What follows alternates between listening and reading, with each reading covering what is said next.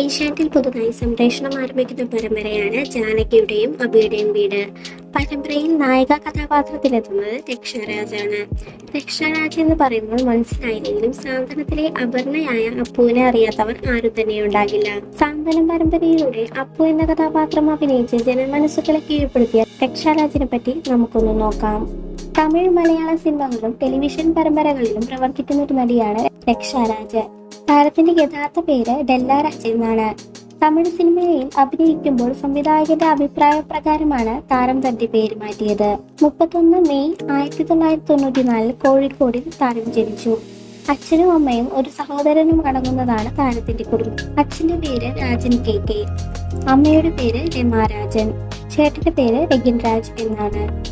താരത്തിന് ഇപ്പോൾ 30 വയസ്സുണ്ട്. 2008 റിലീസ് ചെയ്ത ലോലിപോപ്പ് എന്ന മലയാള സിനിമയിൽ അഭിനയിച്ചുകൊണ്ടാണ് താരം തന്റെ ആക്ടിംഗ് കരിയർ തുടങ്ങുന്നത്. ഭാവനയുടെ ഫ്രണ്ട് ആയിട്ടാണ് അതിൽ താരം അഭിനയിക്കുന്നത്. 2011 റിലീസ് ചെയ്ത അവൻ അപ്പഴിതാനാണ് രക്ഷയുടെ ആദ്യ തമിഴ് ചിത്രം. 2015 റിലീസ് ചെയ്ത കമർ കെറ്റ് സിനിമയിൽ താരം അഭിനയിച്ചു. 2016 പുറത്തിറങ്ങിയ പാണ്ഡ്യയുടെ ഗലാട്ട എന്ന തമിഴ് മൂവിയിൽ നിതിൻ സത്യക്കൊപ്പം നായികയായി അഭിനയിച്ച രക്ഷാരാജ് പോപ്പുലറായി മാറി. പിന്നീട് തൊപ്പി എന്ന സിനിമയിലും താരം നായിക കഥാപാത്രമായി അഭിനയിച്ചു. ഈ സിനിമയിൽ നായകനായി വേഷമിട്ടത് മുരളി റാമായിരുന്നു. മലയാളി എന്ന കലാഭവൻ ചിത്രത്തിലും രക്ഷ അഭിനയിച്ചിട്ടുണ്ട്. ഈ സിനിമകൾക്ക് പുറമെ ഏനിന്ത മയക്കം, ഉത്ര, ഗജിഹാരെ ഡ്രീംസ് എന്നീ തമിഴ് പടങ്ങളിലും താരം അഭിനയിച്ചിട്ടുണ്ട്.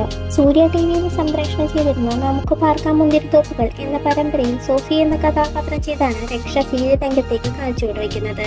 പിന്നീടാണ് അപർണ തമ്പി എന്ന അപ്പുവായി സാന്ത്വന പരമ്പരയിലേക്ക് രക്ഷ എത്തുന്നത്. സാന്ത്വനത്തിലെ തന്ത്രപ്രധാനമായ വേഷം കൈകാര്യം ചെയ്യുന്ന താരമാണ് രക്ഷ. അതിലെ വേഷത്തിന് വൻ ജനപിന്തുണ നേടിയെടുക്കാൻ താരത്തിന് സാധിച്ചു. കോഴിക്കോട് സ്വദേശിയായ അർക്കജാണ് ഷേഡമരൻ.